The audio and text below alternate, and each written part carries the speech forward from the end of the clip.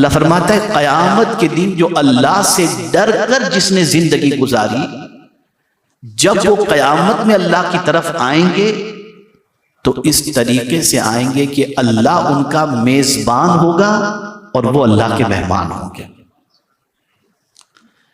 یعنی وہ بندہ جو دنیا کے اندر خشیت ربانی کے ساتھ زندگی گزارتا ہے، اللہ سے ڈر کر زندگی گزارتا ہے، اس کا اس دنیا سے جانا اس طریقے سے نہیں ہوگا جیسے عام انسانوں کا جانا ہوتا ہے، بلکہ اس کا جانا اس طریقے سے ہوگا کہ اللہ میزبان ہوگا اور جانے والا اللہ کا مہمان۔ اب میں ایک سوال آپ سے پوچھتا ہوں کہ میرے پیارے آقا صلی اللہ علیہ وسلم کے پیارے دیوانوں، اگر آپ کسی کے یہاں مہمان اس کے بلانے پر بن کر کے جائیں گے تو جیسا آپ کو دعوت دینے والا میزبان ہوگا اسی طریقے سے وہ مہمانی بھی کرے گا، اور اس کی پوری کوشش رہے گی کہ میرا مہمان راضی ہو۔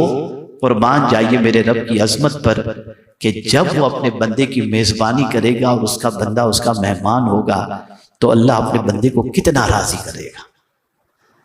تو دو کیٹیگری ہوئی، پہلی کیٹیگری متقین کی، اس بات کو ذہن میں رکھیے گا، جانا سب کو ہے، اب کس طریقے سے جانا، کیسی زندگی گزار کر کے جانا کہ جب ہم اللہ کی بارگاہ میں حاضر ہوں تو ہمارے ساتھ جو ٹریٹمنٹ ہو، ہمارے ساتھ جو معاملہ ہو وہ کس طریقے کا ہو۔ تو متقین جو ہوں گے، اللہ سے ڈرنے والے بندے، تھوڑا سا اس کو ایکسپلین کر دوں تو بات اور اچھی طریقے سے سمجھ میں آئے گی، اس لیے کہ میں اگر یہ کویشچن کہ کیا آپ اللہ سے ڈرتے ہیں، اس کی مجال کہ کوئی کہہ دے کہ میں اللہ سے نہیں ڈرتا، ہر بندہ کہے گا میں اللہ سے ڈرتا ہوں، لیکن میں ڈرنے کے آپ کو طریقے سمجھاؤں۔ میرے پیارے آقا صلی اللہ علیہ وسلم کے پیارے دیوانوں، ایک بندہ طاقت رکھتا ہے، اس کے اندر انرجی ہے، اسٹیمینا ہے، طاقت ہے، جوان ہے، لیکن اس کے پاس پیسہ اتنا نہیں ہے کہ وہ گناہ کر سکے، نتیجتاً وہ گناہ سے بچتا ہے، تو متقی نہیں کہلائے گا، اس بچنے پر اللہ اسے ثواب عطا فرمائے گا۔ ایک بندے کے پاس پیسہ بھی ہے، طاقت بھی ہے، لیکن وہ گناہ نہیں کرتا، اس لیے نہیں کرتا کہ سوسائٹی میں میری عزت ہے، لوگوں کو پتہ چل جائے گا تو لوگ کیا سوچیں گے، اس وجہ سے وہ گناہ سے بچتا ہے۔ اور ایک بندے کا معاملہ یہ ہے کہ کوئی دیکھنے والا بھی نہیں، طاقت بھی ہے، پیسہ بھی ہے، لیکن اس کے باوجود وہ گناہ نہیں کرتا، اس لیے کہ وہ سوچتا ہے کہ مر کر مجھے خدا کو جواب دینا ہے، اس لیے وہ گناہ سے بچتا ہے۔ ایسے بندے کے حوالے سے فرمایا گیا قیامت میں جب وہ اللہ کی بارگاہ میں حاضر ہوگا تو اللہ اس کا میزبان ہوگا اور وہ بندہ اللہ کا مہمان بن کر کے جائے گا۔ تو یہ ایک قسم ہوئی انسان کی اللہ کی بارگاہ میں جانے کی۔ دوسری قسم، یوم نحشر المتقین الی الرحمن وفدا وَنَسُوقُ الْمُجْرِمِينَ إِلَىٰ جَهَنَّمَ وِرْدًا۔ اللہ عز و جل فرماتا ہے جو دنیا میں متقی بن کر کے نہیں، مجرم بن کر، اللہ کا نافرمان بن کر، اللہ کے ارشاد کا مذاق اڑانے والا بن کر، اللہ کے ارشاد کے خلاف زندگی گزارنے والا بن کر اگر اس نے زندگی گزاری تو جانا تو ہے ہی، لیکن یہ بندہ جب اللہ کی بارگاہ میں حاضر ہوگا تو اس کے جانے کی سچویشن یہ ہوگی وَنَسُوقُ الْمُجْرِمِينَ إِلَىٰ جَهَنَّمَ وِرْدًا، کہ ان کو گھسیٹ کر کے جہنم کی طرف لے جایا جائے گا۔ یہ دو اللہ کی بارگاہ میں جانے کے طریقے ہوئے۔ اب ایک انسان کو اللہ عز و جل نے پاور دیا ہے کہ تو چاہ تو متقی بن کر زندگی گزار اور تو چاہ تو مجرم بن کر کے زندگی گزار۔ میرے پیارے آقا صلی اللہ علیہ وسلم کے پیارے دیوانوں، یہی وجہ ہے کہ جن لوگوں کے پاس دین کا شعور زیادہ ہوتا ہے اور جن لوگوں کی صحبت اللہ والوں کے ساتھ ہوتی ہے، وہ ہمیشہ اپنے وجود کو گناہوں سے بچانے کی کوشش کرتے ہیں، گناہ سے خود بھی بچنے کی کوشش کرتے ہیں، کہ اس لیے کہ وہ جانتے ہیں کہ اللہ کی بارگاہ میں جانا ہے، اور جانے کے دو طریقے ہیں، یا تو متقی بن کر کے جائیں یا مجرم بن کر کے جائیں۔ میرے پیارے آقا صلی اللہ تعالی علیہ وسلم کے پیارے دیوانوں، اب آج کے اس ماڈرن دور کے اندر انسان، ارے یار یہ مرنے کے بعد کیا پھر اٹھائے جائیں گے، کیا یہ ایسا ہوگا، یہ سوالات آج جنم لے رہے ہیں اور آدمی سوچتا ہے۔ تو اس کے حوالے سے میں آپ کے سامنے انشاءاللہ العظیم شرعی دلیل آپ کے سامنے پیش کروں گا، تاکہ یہ چیز بھی سمجھ میں آ جائے کہ مرنے کے بعد ہم اٹھائے جائیں، قیامت ڈیفینیٹ قائم ہوگی، آخرت پر یقین رکھنا چاہیے۔ سب سے پہلے یہ بتا دوں، ایمانیات کسے کہتے ہیں، یاد رکھے کسی ایک چیز کا بھی آدمی انکار یا شک کرے وہ ایمان سے نکل جاتا ہے۔ وہ کتنی چیزیں؟ آمنت باللہ وملائکتہ وکتبہ ورسلہ والیوم الآخر والقدر خیرہ وشرہ من اللہ تعالی والبعث بعد الموت۔ یہ 6 ارکان ہیں ایمان کے۔ پہلی چیز اللہ پر ایمان لانا، وہ ہے ہمیشہ سے ہے اور ہمیشہ رہے گا۔ دوسری چیز فرشتوں پر ایمان لانا کہ یہ اللہ کی مخلوق ہے، نوری مخلوق ہے، اور یہ ہے، ہمیں نظر آئے یا نہ آئے، اگر ہم نے فرشتوں کے وجود کا انکار کیا تو ہم 1000 اللہ کو ماننے کا دعویٰ کریں، ہم مومن نہیں ہو سکتے۔ تو آمنت باللہ وملائکتہ۔ اب تیسری چیز وکتبہ، اور اللہ کی جتنی بھی کتابیں ہیں ان ساری کتابوں پر ایمان لانا کہ یہ اللہ عز و جل کی کتابیں ہیں۔ اگر اس میں سے کسی ایک کتاب کا بھی انسان، آسمانی کتاب میں سے کسی ایک کتاب کا بھی انسان انکار کرے وہ مومن نہیں ہو سکتا۔ آمنت باللہ وملائکتہ وکتبہ ورسلہ، جتنے بھی رسول تشریف لائے سارے رسولوں پر ایمان لانا ضروری ہے۔ اگر آپ نے کسی ایک رسول کا بھی انکار کیا تو ایمان سے خارج ہو جائیں گے۔ آمنت باللہ وملائکتہ وکتبہ ورسلہ والیوم الآخر، قیامت کے دن پر، آخرت کے دن پر یقین رکھنا ہے کہ وہ آئے گا۔ اگر کسی نے آخرت کا انکار کیا، یوم آخرت کا، وہ مومن نہیں ہو سکتا۔ سب بھلے مانے، وہ اگر مانے کہ اللہ، کتاب، رسول، میں سب پر ایمان لاتا ہوں، لیکن یہ آخرت کی بات سمجھ میں نہیں آتی، معاذ اللہ اگر کوئی کہے تو اس کا کلمہ پڑھنا کسی اعتبار سے معتبر نہیں ہے۔ وَالْقَدْرِ خَيْرِهِ وَشَرِّهِ اللہ تعالی، اور تقدیر میں جو کچھ بھی اچھائی یا برائی اللہ کی طرف سے لکھی ہوئی ہے میں اس پر ایمان لاتا ہوں۔ اب یہاں ایک چیز میں آپ کو سمجھا دوں، بہت سارے کہتے ہیں میری تقدیر میں لکھا، ہم جو کرنے والے تھے اسے اللہ نے اپنے علم سے جان لیا، اس وجہ سے وہی لکھا جو ہم کرنے والے تھے۔ جیسے ہوتا ہے نا، آپ کو ہم کو پتہ نہیں چلتا کہ کل سائیکلون آنے والا ہے یا نہیں، لیکن جن کے پاس نالج ہوتا ہے وہ آگاہ کر دیتے ہیں کہ کل اتنے بجے سائیکلون آنے والا ہے۔ تو اللہ کا علم سب سے بڑھ کر کے ہے، اس نے اپنے علم سے دیکھ لیا کہ جس بندے کو میں پیدا کرنے والا ہوں وہ بندہ کرے گا کیا، تو جو وہ کرنے والا تھا اللہ نے پہلے ہی سے تقدیر میں لکھ دیا۔ اب وہ اچھا کرنے والا تھا یا برا اللہ جانتا ہے، اس کے علم میں یہ بات ہے۔ اور آخری چیز والبعث بعد الموت، مرنے کے بعد اٹھایا جانا، یہ بھی یقین اور ایمان اس پر بھی ہونا چاہیے۔ اس میں سے کسی ایک چیز کا بھی انسان انکار کرے وہ مومن نہیں ہو سکتا۔ اب سوال یہ پیدا ہوتا ہے کہ یہ آخرت ہے کیوں قائم کی جائے، قیامت کی آخرت کا دن کیوں ہے؟ ایک آدمی کے ذہن میں سوال اٹھتا ہے کہ بھئی یہ کیوں ہے، اس کو قرآن نے مینشن کیا۔ اللہ عز و جل ارشاد فرماتا ہے لِيَجْزِيَ الَّذِينَ أَسَاءُوا بِمَا عَمِلُوا وَيَجْزِيَ الَّذِينَ أَحْسَنُوا بِالْحُسْنَى، تاکہ برے کام والوں کو ان کی سزا دے اور نیکی کرنے والوں کو اچھی سزا دے۔ آخرت کا دن ہے اس لیے تاکہ کمپلیٹ بدلہ جو ملنے والا ہے آخرت ہی میں ملے گا، یا اللہ عز و جل گناہ پر سزا دے گا یا اللہ عز و جل نیکی پر جزا دے گا۔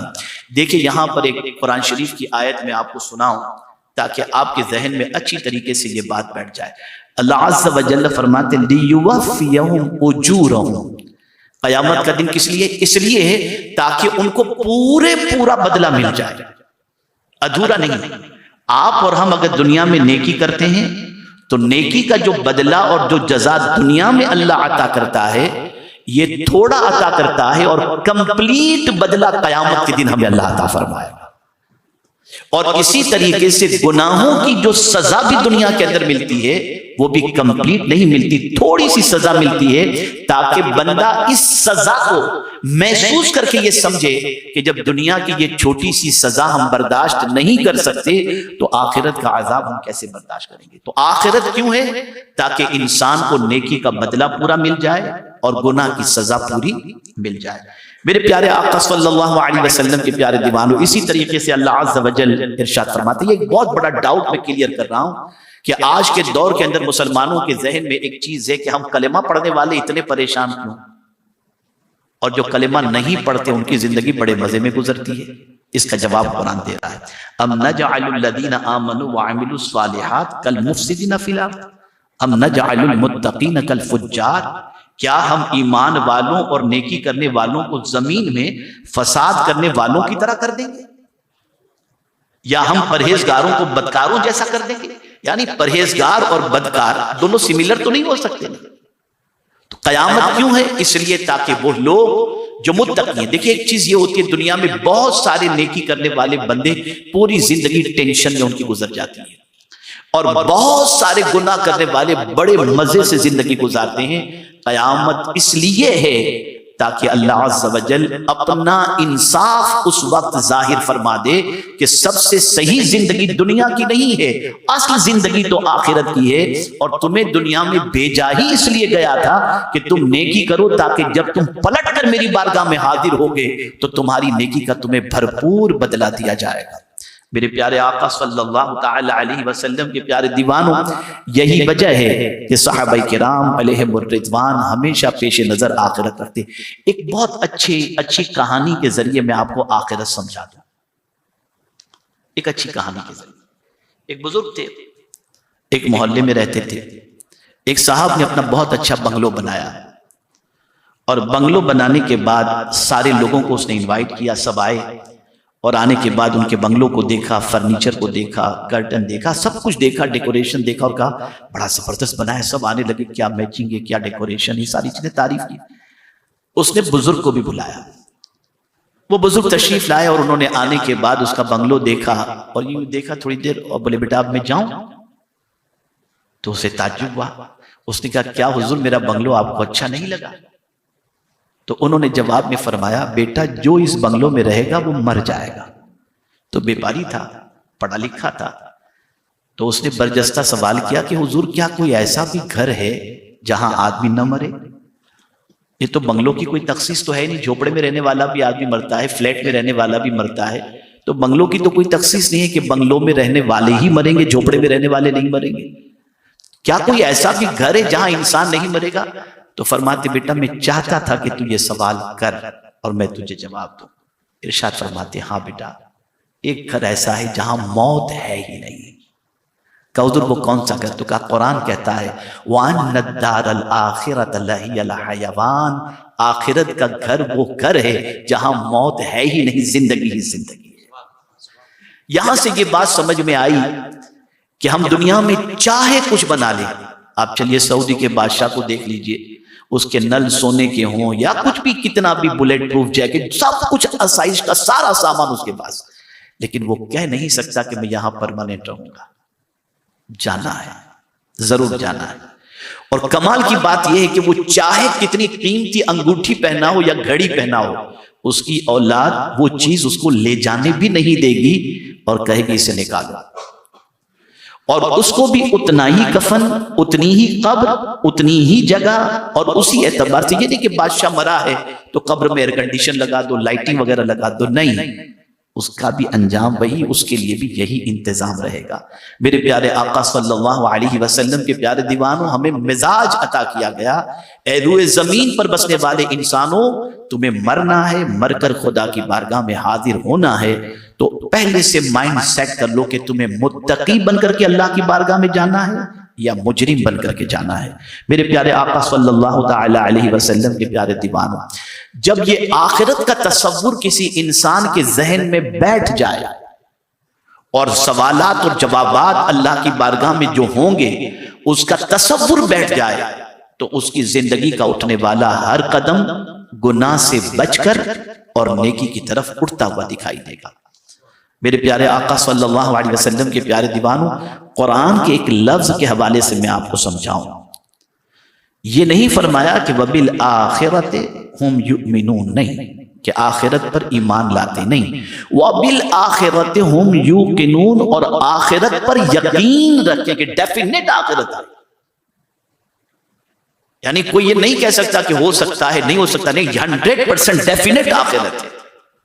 اس سے کوئی انسان بچ نہیں سکتا. اور اللہ کی بارگاہ میں حاضر ہونا ہے، وہ اتنا دن خطرناک ہے، اتنا عظیم دن ہے کہ اس دن کے تصور سے وہ لوگ کانپا کرتے تھے جن کو حضور نے جنتی ہونے کی بشارت عطا فرمائی تھی. سرکار صلی اللہ علیہ وسلم نے جن کو ڈکلیئر کر دیا تھا کہ یہ جنتی ہیں، اور خود حضور صلی اللہ علیہ وسلم آخرت کے حوالے سے کیا ارشاد فرماتے ہیں؟ آقا کریم صلی اللہ علیہ وسلم فرماتے ہیں کہ سورہ ہود نے مجھے بوڑھا کر دیا. سورہ ہود میں کیا؟ یہی قیامت کے دن کے حوالے سے، آخرت کے حوالے سے. وہ لوگ جن کی زندگی اللہ کی اطاعت میں گزری، اللہ کے رسول صلی اللہ علیہ وسلم کی اطاعت میں گزری، جن کی راتیں قرآن کی تلاوت میں گزری اور جن کی راتیں سجدوں کے اندر گزری، وہ بھی آخرت سے ڈرتے تھے. اس لیے کہ قرآن نے واضح طور پر فرمایا فَمَن يَعْمَلْ مِثْقَالَ ذَرَّةٍ خَيْرًا يَرَهُ وَمَن يَعْمَلْ مِثْقَالَ ذَرَّةٍ شَرًّا يَرَهُ. ذرے کے برابر بھی اگر کوئی نیکی کرے گا تو یہ اسے دکھایا جائے گا، اور ذرے کے برابر بھی اگر کسی نے گناہ کیا تو وہ اسے دکھایا جائے گا، وہ دیکھے گا، وہ دیکھے گا. اور پھر کوئی ایسی چیز جو ہم چھپ کر کرتے ہوں، یا مجمع میں کرتے ہوں، یا دوستوں کے ساتھ کرتے ہوں، کوئی ایسی چیز نہیں جس کا ریکارڈ نہ ہوتا ہو، بلکہ قرآن کہتا ہے ما یلفظ من قول الا لدیہ رقیب عتید. ایک لفظ بھی جو ہماری زبان سے نکلتا ہے، اللہ کے مقرر فرشتے اس کو بھی نوٹ کر لیتے ہیں. آج کا انسان چھپ کر گناہ کر لیتا ہے، کہیں جا کر گناہ کر لیتا ہے، سوچتا ہے کسی کو خبر نہیں، لیکن ساری چیزیں نوٹ ہوتی ہیں. اور قیامت کے دن اللہ فرمائے گا اقرا کتابک، سخت کے سامنے سارا مجمع ہوگا اور اللہ فرمائے گا اپنا اعمال نامہ پڑھ. اس کے اندر ہر چیز موجود ہوگی. لا یغادر صغیرۃ ولا کبیرہ، کوئی چھوٹی یا بڑی چیز ایسی نہیں ہوگی جو اس کے اندر موجود نہ ہو. انسان چھپ کر کے بھی کچھ کرتا ہو، اکیلے میں بھی کچھ کرتا ہو، ساری چیزیں ریکارڈ کے اندر اور اس کے اندر اس کی نامہ اعمال کے اندر درج ہوتی ہیں. میرے پیارے آقا صلی اللہ علیہ وسلم کے پیارے دیوانوں، یہی وجہ ہے کہ جن کی نگاہوں کے اندر آخرت کا ہوتا ہے، اللہ حساب لینے والا، ان اللہ سریع الحساب، وہ بہت جلدی حساب لے گا، بہت جلدی حساب لینے والا. آپ دیکھیں نا، پہلے ایک دور تھا کمپیوٹر کا سسٹم نہیں تھا، آپ کرنے میں اور ساری چیزوں میں ٹائم لگتا تھا. آج تو آپ کی کمپنی پوری دنیا کے اندر موجود ہو، آپ بیلنس اور ساری چیزیں چیک کرنا چاہیے، خالی بٹن دبائیں، ساری چیزیں آپ کے سامنے آ جاتی ہیں. جتنی بھی سائنس اور ٹیکنالوجی ترقی کرے گی، ویسے ویسے آخرت اور اسلام کے اصول پر یقین جو ہے نا وہ بڑھتا چلا جائے گا. اللہ فرماتا ہے اللہ جلدی حساب لینے والا ہے. اتنی جلدی انسان کا حساب ہو جائے گا کہ انسان سوچے گا بھی نہیں. اور ایک ایک چیز درج کی جا رہی ہے. میں بات کر رہا ہوں، نوٹ ہو رہی، آپ بات کریں. تو بڑی پیاری بات کسی عارف باللہ نے فرمائی، اے انسان، جو تیرے نام اعمال کو لکھتے ہیں وہ تو معصوم ہے نا، فرشتے لکھتے ہیں، وہ تو معصوم ہیں. تو گناہ کر کے تیرے گناہ لکھنے پر اس بے گناہ کو تکلیف کیوں دیتا ہے؟ اس بے گناہ معصوم فرشتوں کو تیرے گناہ لکھنے پر تکلیف کیوں دیتا ہے؟ آپ ذرا سوچو. اور اگر ہم سوچیں کہ ہمارے ماں باپ اس دنیا سے چلے گئے، اب ہم جو چاہیں کریں، تو نہیں. حدیث مبارکہ میں بچے کے اعمال کو سامنے ہر ہفتے پیش کیا جاتا ہے قبر کے اندر، اور ماں باپ اگر بچے کی نیکیاں دیکھتے ہیں تو خوش ہوتے ہیں، اور ان کے نام اعمال میں گناہ دیکھتے ہیں تو دوسرے مردوں کے سامنے وہ شرمندہ ہو جاتے ہیں. اے رسول اعظم صلی اللہ علیہ وسلم کے دیوانوں، ذرا سوچو، ذرا غور کریں. ہم آخرت کوئی معمولی چیز نہیں ہے، آخرت کوئی مذاق کی چیز نہیں ہے. قرآن مقدس اٹھا کر کے دیکھیں تو ابتدائی صورتوں کا جتنا بھی آپ جائزہ لیں گے، مکی صورت کا اگر جائزہ لیں گے تو دو ہی چیزوں پر قرآن نے فوکس کیا، ایمان باللہ اور ایمان بالآخرہ. اس لیے کہ آج اگر ہم جو گناہ چاہے بے دھڑک کر لیتے ہیں، اس کی ایک ہی وجہ ہے، مرنا بھول گئے، خدا کی بارگاہ میں جانے کا تصور نکل گیا، اور جواب حساب کتاب کا تصور ہمارے ذہن سے نکل گیا کہ اللہ کو ایک ایک چیز کا ہمیں حساب دینا ہے، ہم بھول گئے۔ اور اس بھول جانے کا نتیجہ یہ ہوا کہ ہم نے جتنی بھی فکر کی ہے آج تک اور کر رہے ہیں، وہ اسی دنیا کی کر رہے ہیں کہ یہاں ہمیں کوئی تکلیف نہ ہو۔ میں آپ کو بتاؤں، یہاں کی تکلیف کا اینڈ ہے کہ موت آئی، تکلیف ختم۔ آپ کو بہت ایزی سمجھاؤں ورڈ کے اعتبار سے تو سمجھ میں بات آ جائے گی۔ مرنے والے کے لیے ہمارا لفظ چینج ہو جاتا ہے، زندہ ہوتا ہے تو ہم اس کو اس کے نام سے پکارتے ہیں، مر جاتا ہے تو کیا کہتے ہیں؟ مرحوم، مرحوم کہتے ہیں۔ آپ نے کبھی سوچا کہ مرحوم کیوں کہتے ہیں اور مرحوم کا مطلب کیا ہوتا ہے؟ مرحوم کا مطلب یہ ہوتا ہے جس پر اللہ نے رحم کیا۔ اللہ نے کیا رحم کیا؟ اس کو دنیا کی ساری تکلیفوں سے اسے چھٹکارا مل گیا، ساری پریشانیوں سے چھٹکارا مل گیا، اس لیے اس کو مرحوم کہا جاتا ہے کہ اللہ نے اس پر رحم کیا۔ لیکن میرے پیارے آقا صلی اللہ علیہ وسلم کے پیارے دیوانوں، اس دنیا سے جانے والے شخص کے لیے سب سے پہلا مرحلہ قبر کا ہے، اور آپ جانتے ہیں قبر سے پہلے اور موت سے پہلے کا ایک مرحلہ ہے جسم سے روح کا نکلنا۔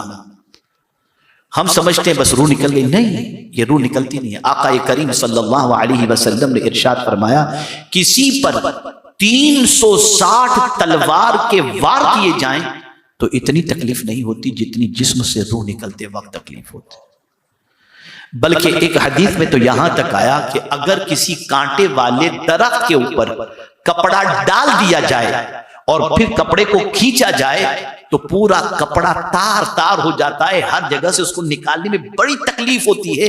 فرمایا گیا روح کے نکلنے میں بھی اتنی ہی تکلیف ہوتی ہے۔ اسی لیے خود حضور صلی اللہ علیہ وسلم دعا کیا کرتے تھے، اللہم ہون علی سکرات الموت، اے اللہ موت کی تکلیف مجھ پر آسان فرما دے۔ یہ پیغمبر رحمت صلی اللہ علیہ وسلم، میرے پیارے آقا صلی اللہ تعالی علیہ وسلم کے پیارے دیوانوں، عرض کرنے کا منشا یہ کہ ادھر انسان کی جسم سے روح نکلی، اسے قبر کے سپرد کر دیا گیا۔ اب فرمایا گیا قبر دبوچتی ہے، دباتی ہے قبر۔ صحابہ نے عرض کیا یا رسول اللہ صلی اللہ تعالی علیہ وسلم، کیا ہر ایک کو قبر دبائے گی، نیک بندے کو بھی اور گنہگار کو بھی؟ سرکار نے فرمایا ہاں، گنہگار کو بھی قبر دبائے گی اور نیک کو بھی۔ گنہگار کو جب دبائے گی، فساق و فجار و کفار کو جب دبائے گی تو ان کی دائیں جانب کی پسلیاں بائیں جانب اور بائیں جانب کی پسلیاں دائیں جانب ہو جائیں گی۔ لیکن نیک بندے کو جب یہ قبر دبائے گی تو اس طرح دبائے گی جیسے ماں اپنے بچے کو گود میں دباتی ہے۔ اسی لیے سرکار صلی اللہ علیہ وسلم نے فرمایا قبر جنت کے باغوں میں سے ایک باغ ہے یا دوزخ کے گڑھوں میں سے ایک گڑھا ہے۔ میرے پیارے آقا صلی اللہ علیہ وسلم کے پیارے دیوانوں، ایک چبھتی ہوئی بات عرض کرتا ہوں، بڑا وفادار ہے میرا بیٹا، بڑا خیال رکھتا ہے میرا بیٹا، بڑا خیال رکھتا ہے میرا بھائی، بڑا خیال رکھتا ہے میرا دوست۔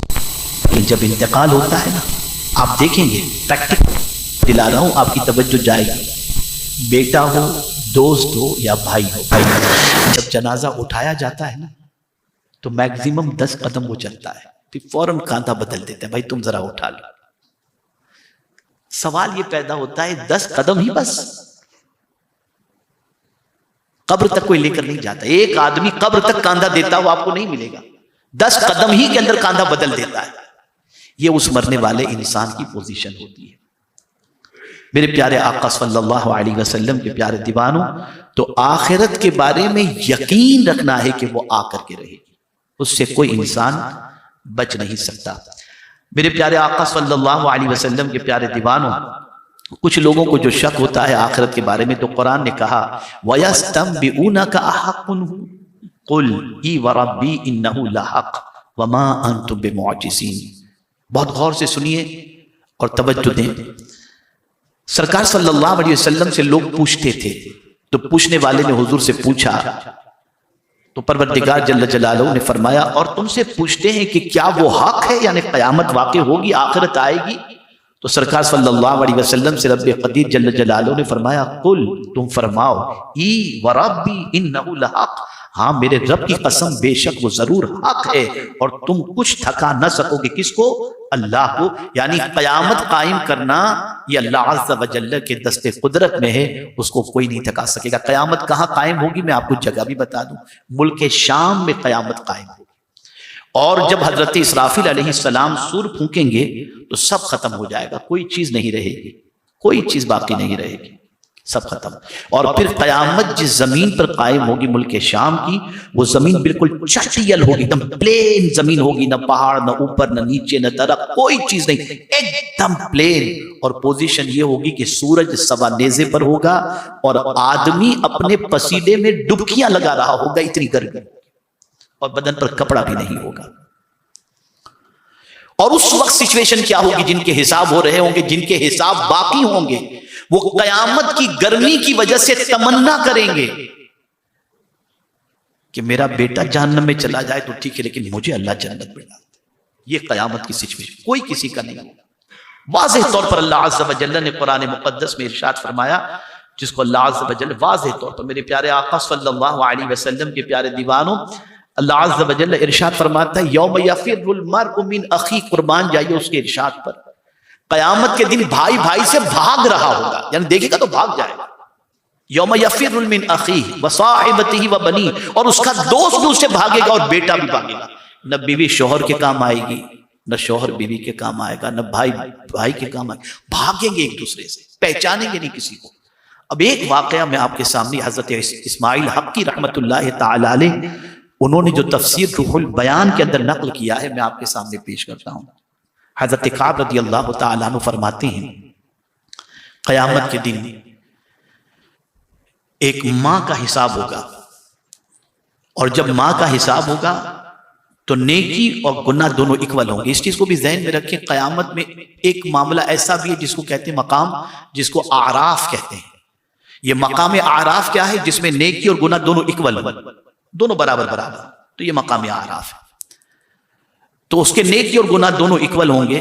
اللہ فرمائے گا تو جنت میں جانا چاہتی ہے؟ وہ عرض کرے گی ہاں. اللہ ارشاد فرمائے گا کہیں سے کسی کے پاس سے ایک نیکی لے کر کے آ، میں تجھے جنت میں داخل کر دوں گا.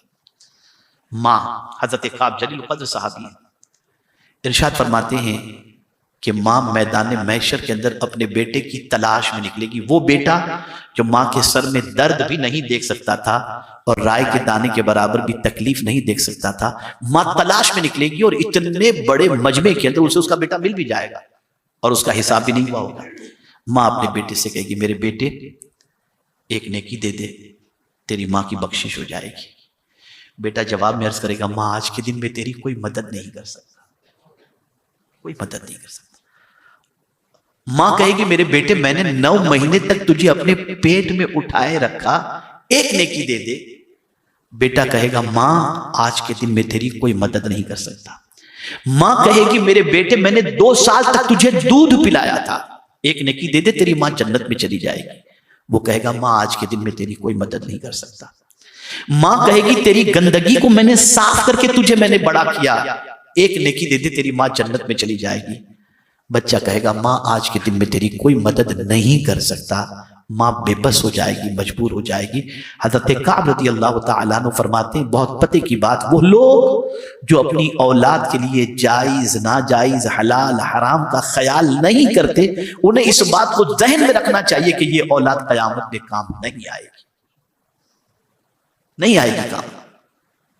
یوم لا ینفع مال ولا بنون، قیامت کے دن نہ مال نفع پہنچائے گا نہ بیٹے یا اولاد نفع پہنچائیں گے. قرآن نے واضح طور پر فرما دیا دونوں نفع نہیں پہنچائیں گے قیامت. آپ ذرا سوچو، جو چیز یقینی ہے، جو چیز ڈیفینیٹ ہے، اور ہم میں کا کوئی یہاں پرماننٹ رہنے کے لیے نہیں آیا، ہم اس دنیا کے جھمیلے میں اتنے گم ہو گئے کہ ہمارے دل و دماغ کے اندر صرف دنیا دنیا اور دنیا. ہم بھول گئے اس دن کے حوالے سے جب یہ دنیا ہمارے ساتھ نہیں ہوگی اور نہ دنیا کے لوگ ہمیں کام آئیں گے. اس وقت جو چیز کام آنے والی ہے اس چیز کی تیاری کے لیے ہمارے پاس وقت نہیں ہے. اب آخرت کے سلسلے میں ابھارنے کے لیے قرآن نے جذبہ دیا، سوچ عطا فرمائی اور فکر عطا فرمائی. فرمایا ما عندکم ینفد وما عند اللہ باق. ہم یہ دنیا کو دیکھتے ہیں نا، کبھی ہماری دولت کو دیکھتے ہیں، ہماری پراپرٹیز کو دیکھتے ہیں، ہمارا بہت کچھ ہم دیکھ کر کے تصور کرتے ہیں ہمارے پاس بہت ہے. تو قرآن نے فرمایا میرے بندو ما عندکم ینفد، جو تمہارے پاس ہے نا سب ختم ہو جانے والا ہے. اس لیے کہ روح نکلی، فنش، روح نکلی، کوئی چیز تمہارے سے. ما عندکم ینفد، جو کچھ تمہارے پاس ہے ختم ہو جائے گا.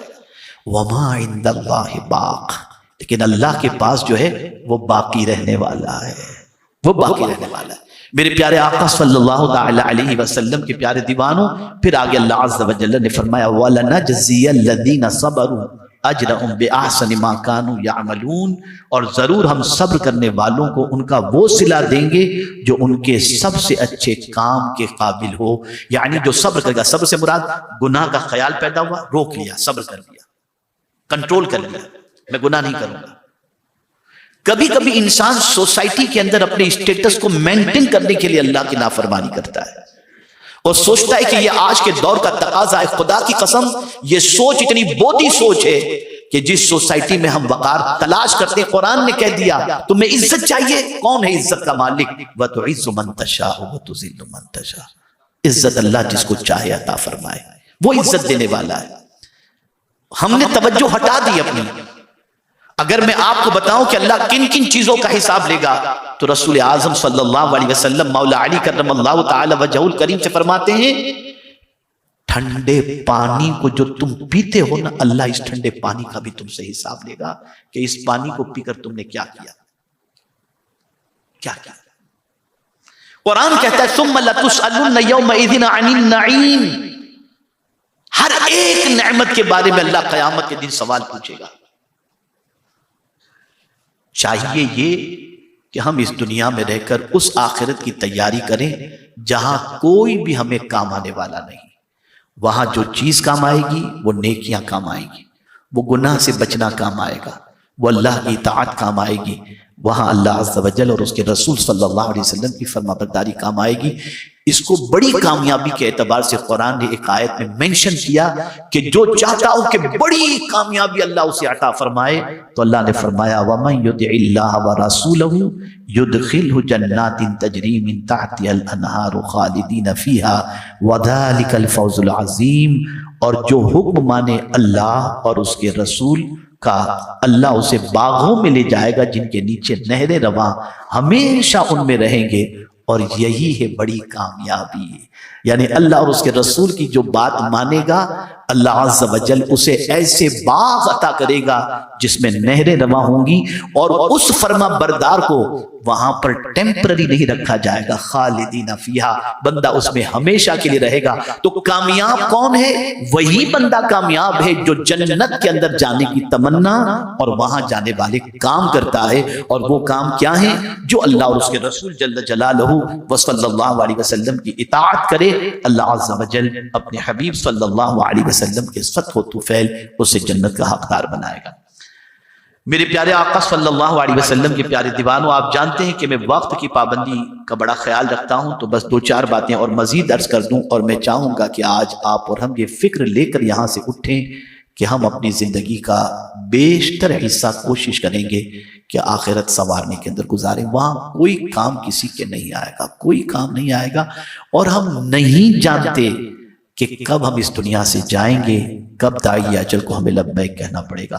میرے پیارے آقا صلی اللہ تعالی علیہ وسلم کے پیارے دیوانوں، قیامت کے حوالے سے اللہ عز و جل ارشاد فرماتا ہے یومئذ تعرضون لا تخفی منکم خافیہ، اس دن تم سب پیش ہوگے، تم میں کوئی چھپنے والی جان چھپ نہ سکے گی. یعنی قیامت کے دن آدمی سوچے میں یہاں چھپ جاؤں وہاں چھپ جاؤں، کوئی چھپنے کی جگہ نہیں ہوگی، سب کو خدا کے سامنے حاضر ہونا ہے اور وہ حساب لے گا. بلکہ خود فرماتا ہے کہ کفا، اللہ کافی ہے تمہارا حساب لینے کے لیے. میرے پیارے آقا صلی اللہ علیہ وسلم کے پیارے دیوانوں، اس حساب کے تصور سے وہ سیدنا صدیق اکبر رضی اللہ المولا تبارک و تعالی عنہ، جن کو سرکار صلی اللہ علیہ وسلم نے یار غار بنایا اور جن کی شان میں قرآن کی آیتیں نازل ہوئی، ایک چڑیا کو صدیق اکبر رضی اللہ تعالی عنہ نے درخت پر دیکھا کہ چہچہا رہی ہے، تو فرماتے کاش میں چڑیا ہوتا، لوگ مجھے کاٹ کر کھا جاتے، کم از کم خدا کے سامنے حساب دینے سے تو بچ جاتا. یہ وہ کہہ رہے ہیں جن کو اللہ نے جنتی، اللہ کے رسول صلی اللہ علیہ وسلم نے جنتی ڈکلیئر کیا۔ آخرت کوئی مذاق نہیں ہے، آخرت کوئی ایزی چیز نہیں ہے، آخرت کا تصور بہت ضروری ہے اور وہاں کی تیاری بے پناہ ضروری ہے۔ میرے پیارے آقا صلی اللہ علیہ وسلم کے پیارے دیوانوں، میں آپ کو اس عمل کے حوالے سے بتاؤں جو عمل آپ کو ہم کو آخرت یاد دلائے، آخرت یاد دلائے۔ وہ کون سے اعمال ہیں جسے ہم کریں تو ہمیں آخرت یاد آئے؟ تو حضرت ابو سعید خدری رضی اللہ تعالیٰ عنہ سے مروی ہے، فرماتے ہیں کہ نبی اکرم صلی اللہ علیہ وسلم نے فرمایا، بیماروں کی عیادت کرو اور جنازوں پر جاؤ، اس سے تمہاری آخرت کی یاد تازہ ہوگی۔ پلیز مائنڈ مت کیجیے گا، ہم تو اب لوگ کہتے ہیں آرٹیفیشل انٹیلیجنس کا دور ہے، تو میں کہتا ہوں یار انٹیلیجنس ہی آرٹیفیشل تھوڑی ہے، اب تو سب چیز آرٹیفیشل ہو گئی، مسکراہٹ بھی آرٹیفیشل ہو گئی، بیماروں کی عیادت بھی آرٹیفیشل ہو گئی، جنازے میں شرکت بھی آرٹیفیشل ہو گئی۔ نہیں جاؤں گا تو لوگ کیا سوچیں گے، وہ کیا سوچے گا؟ اب تو صرف اوریجنل موت رہ گئی ہے، باقی ساری چیزیں آرٹیفیشل ہو گئی۔ آپ ذرا سوچو، ذرا غور کرو۔ اس لیے غریب اگر بیمار رشتہ دار بھی ہے تو جانے کا ٹائم نہیں، اور دور کا آدمی ہے لیکن اگر پیسے والا ہے تو ہم جاتے ہیں۔ اللہ اکبر، سوچ بدلو۔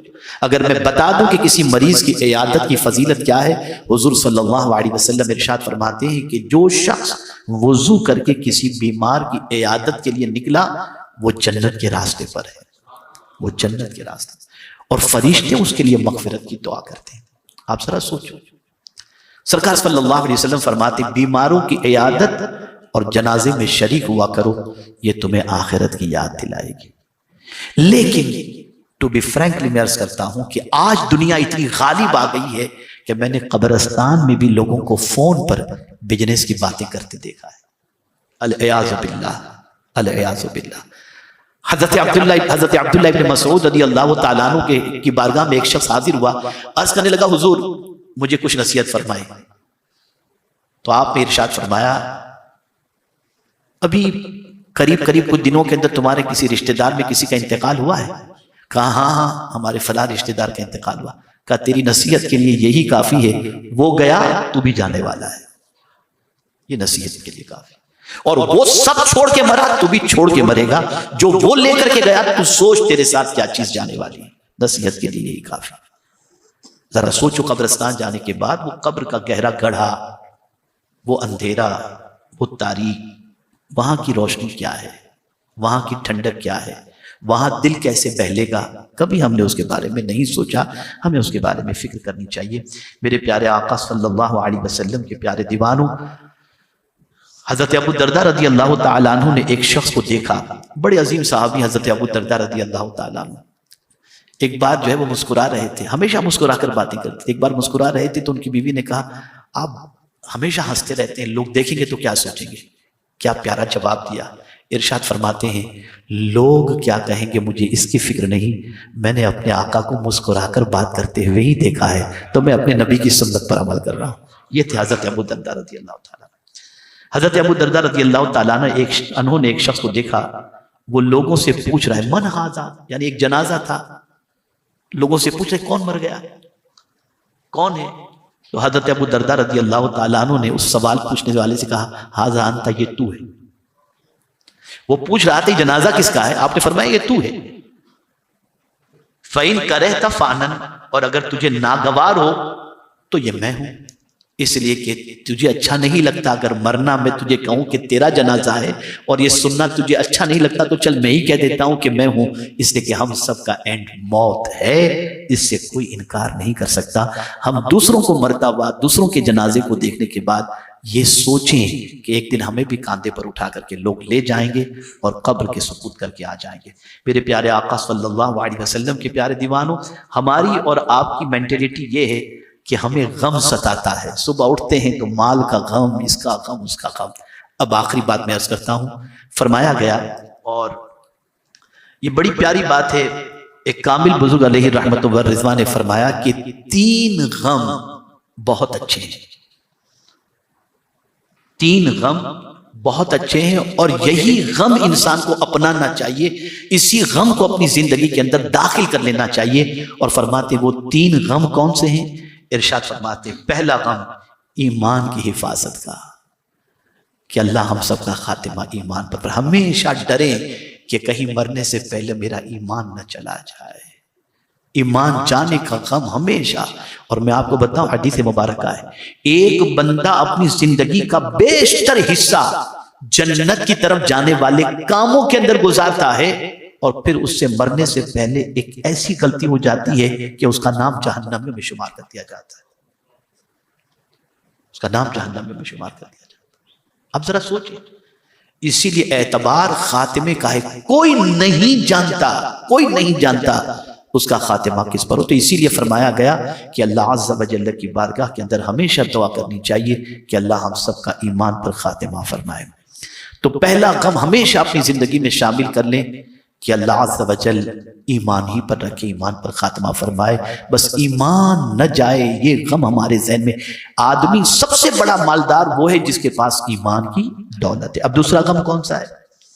دوسری چیز یہ ہے کہ احکام الہی کا غم، کہ اللہ نے جو حکم ہمیں عطا فرمایا ہے اس حکم کو بجا لائیں، اس کے حکم کے خلاف مجھ سے کوئی کام نہ ہو جس سے میرا مولا مجھ سے ناراض ہو جائے۔ یہ غم انسان کو اپنی زندگی میں اپنانا چاہیے۔ اور تیسرا غم جو ہے وہ یہ ہے کہ اہل خصومت یعنی حقدار قیامت کے دن مجھ سے چمٹ کر اپنا حق نہ مانگیں، یہ غم ہمیشہ پیش نظر رہے کہ کسی کا حق ہم سے نہ مارا گیا ہو، کہ قیامت کے دن حقدار ہم سے چمٹ کر اپنا غم مانگ لے، اپنا حق مانگ لے، اور ہم قیامت کے دن جو کچھ دنیا میں نیکیاں کیے ہوں گے وہ سارا وہ حقدار ہماری نیکیاں لے جائے گا اور ہمارے پاس کچھ نہ ہوگا۔ تو اے اللہ عز و جل کے حق کا بھی خیال کریں، اللہ کے بندوں کا بھی حق کا خیال کریں، اور ایمان کی بھی فکر کریں۔ میرے پیارے آقا صلی اللہ علیہ وسلم کے پیارے دیوانوں، آخرت کوئی مذاق نہیں، بہت عظیم دن کا نام ہے، اور ہم سب کا ایمان ہے کہ آخرت آئے گی، قیامت کا دن قائم ہوگا، اور اس میں حساب و کتاب ہوگا، اور ایک ایک چیز کا اللہ عز و جل حساب لے گا۔ اور ایک حدیث مبارکہ میں آقا کریم صلی اللہ علیہ وسلم نے فرمایا کہ آدمی اپنی جگہ سے قیامت کے دن ہل نہ سکے گا، لا تزولا قدما ابن آدم کے دونوں قدم اپنی جگہ سے ہل نہ سکیں گے، حتی یسأل عن 5، جب تک کہ 5 چیزوں کی وہ جواب نہ دے۔ ان میں سے پہلا سوال ہوگا کہ میں نے تجھے عمر دی تھی، زندگی دی تھی، بتا تو نے کس کام میں گزاری؟ ان عمرہ فیما افنا، زندگی کس کام؟ اس کی زندگی اس نے دی ہے، وہ پوچھنے کا حق رکھتا ہے، میری دی ہوئی زندگی بتا تو نے کیا کیا؟ اور یوتھ سے الگ سے سوال پوچھا جائے گا، یوتھ یعنی جوانی کے بارے میں الگ سے سوال اس بندے سے پوچھا جائے گا۔ وعن شبابہ فیما ابلا، میں نے تجھے جوانی دی تھی، بتا جوانی تو نے کس کام میں گزاری؟ جب عمر کے اندر اگر کسی سے پوچھا جائے آپ کی ایج کتنی، آپ کہیں گے 65 سال، تو 65 سال میں جوانی بھی تو آ گئی نا، پھر یہ الگ سے جوانی کا سوال، ایج کے بارے میں سوال کے بعد جوانی کا الگ سے سوال کیوں؟ تو فرمایا گیا وجہ یہ ہے کہ جوانی میں جو ایکسٹرا انرجی اور اللہ نے طاقت عطا کی تھی، اس طاقت کو تم نے کس کام میں خرچ کیا، یہ اللہ سوال پوچھے گا۔ وَعَمْ مَالِهِ أَيْنَ اكْتَسَبَهُ كَمَا قَالَ، اور بتا تو نے مال کہاں سے کمایا؟ اور آدمی سوچے کہ میں نے اپنی محنت سے مال کمایا، جہاں چاہوں خرچ کروں، قرآن کہتے ہیں وَفِيمَا أَنْفَقَ، بتا تو نے کس کام میں خرچ کیا؟ مال تیرے پاس تھا، میرا دیا ہوا تھا، میں نے تجھے دیا تھا، تو میں تجھ سے حساب لیتا ہوں، بتا تو نے کس کام میں خرچ کیا؟ اور پھر پوچھا جائے گا جو تم جانتے تھے اس پر تم نے کتنا عمل کیا۔ یاد رکھیں اتنا آسان نہیں ہے جنت میں چلا جانا، ہم نے تو بہت سستا سمجھ لیا ہے، اور اتنا ایزی نہیں ہے آخرت سے گزر جانا، بہت ٹف ہے، بہت ٹف ہے، بہت ٹف ہے۔ ہم اس دنیا کی رنگینیوں میں اتنے گم ہو گئے کہ آخرت فراموش کر چکے ہیں، جانا بھول چکے ہیں، اور ہم نے اسی دنیا کے عیش کو کمپلیٹلی عیش تصور کیا ہے۔ یہ سب ایک دھوکہ ہے، اس کے علاوہ کوئی چیز نہیں ہے۔ اصل عیش آخرت کا عیش ہے، اصل زندگی آخرت کی زندگی ہے۔ آج کی نشست کے اندر مجھے سمجھانا یہ ہے کہ اللہ عز و جل قیامت میں جب ہم ہمارا حساب لے تو ہم سب خود حضور صلی اللہ علیہ وسلم کے بارے میں ام المؤمنین حضرت عائشہ صدیقہ رضی اللہ تعالیٰ عنہ فرماتی ہیں کہ سرکار صلی اللہ علیہ وسلم کو میں نے دعا کرتے جب بھی دیکھا، اکثر حضور کو یہ دعا کے اندر الفاظ استعمال کرتے ہوئے دیکھا، اللہم حاسبنی حسابا یسیرا، اے اللہ میرا حساب آسان لینا۔ یہ کون کہہ رہے ہیں؟ مصطفیٰ جان رحمت صلی اللہ علیہ وسلم۔ ہمیں فکر کرنی چاہیے، ہمیں غور کرنا چاہیے۔ یاد رکھیں آج کے دور کے اندر آخرت کی طرف توجہ سے غفلت کی بنیاد پر ہم اپنی دنیا سنوارنے میں اتنے بیزی ہو گئے کہ ہم سوچتے ہیں کہ یہی ہمیں پرماننٹ رہنا ہے۔ نہیں، میں گزارش کروں گا غم محنت ان دونوں چیزوں کے بارے میں سمجھا دوں۔ اگر ہم 80% دنیا کی فکر کرتے ہیں اور 20% آخرت کی، تو آج سے سوچ بدلو اور سوچ یہ بناؤ 80% فکر آخرت کی کریں گے اور 20% دنیا کی فکر کریں گے۔ یہ جملہ میرا ذہن میں رکھیے گا، دنیا نصیب سے مل جاتی ہے لیکن آخرت محنت سے ملتی ہے۔